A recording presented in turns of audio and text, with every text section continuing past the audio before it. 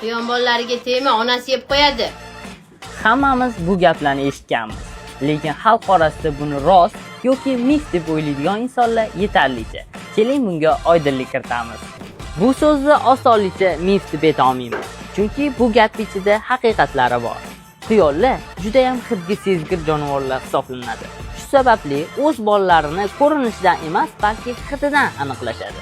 Agar biza boshqa quyonni ushab, keyin quyonni bolalariga tegadigan bo'lsak, ona quyon bu bolalarni o'zini bolasi emas deb o'ylaydi. Chunki u quyondan boshqa quyonni hidi keladi.